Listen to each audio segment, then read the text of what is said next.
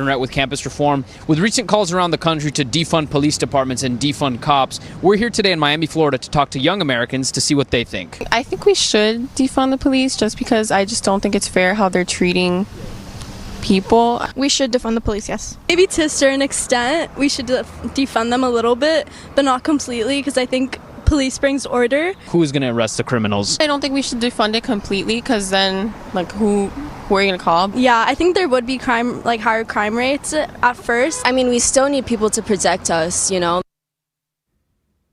All right, colleges and universities, they're taking the view that standing against racism might mean standing against the police. In the wake of the George Floyd protests, there's a major push to get police off college campuses. Students across the country have asked their universities to end relationships with their police departments. But are young Americans truly in favor of defunding the police, or are they hopping on a bandwagon after seeing countless professors, peers, and celebrities join in on the movement? Joining us to discuss, the digital reporter for campus reform, Eduardo Neret.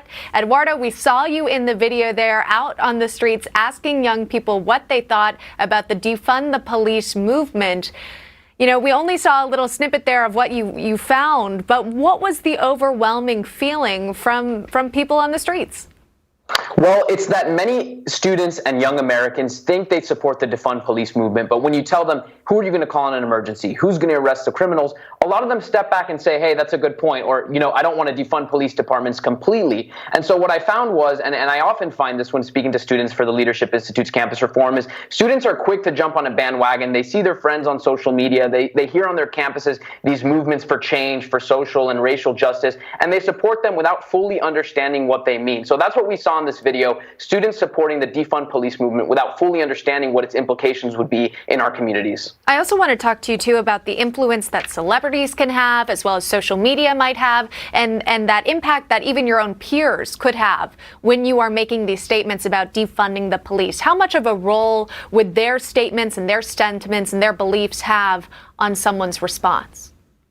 Well, it's a huge role, and especially right now when you consider that students have spent the last few weeks and months online on a computer. Almost everywhere they go, they're seeing this. They're seeing this on social media from celebrities like John Legend, who have been very active in calling for these more radical movements. They hear it from their students on campus, because right now students are even circulating online petitions despite not being on campus. So they're hearing it from their friends, they're hearing it from their social media, they're hearing it from their favorite Hollywood celebrities, and so that contributes to this idea that it's a popular opinion. They think everyone in their lives are supporting it, so if everyone's supporting it, I'm going to support it. But that's actually not what the polling suggests. So actually 2/3 of Americans are against defunding the police. And I think even that 1/3 who may support it are going to be a lot of like the people that I spoke to in this video. You know, when you present them with the other side, when you present them with what defunding the police would do, I think a lot of them would step back and change their mind on that position. Yeah, anyone in an emergency situation might realize the importance of having someone who would answer that call, like the police in that situation.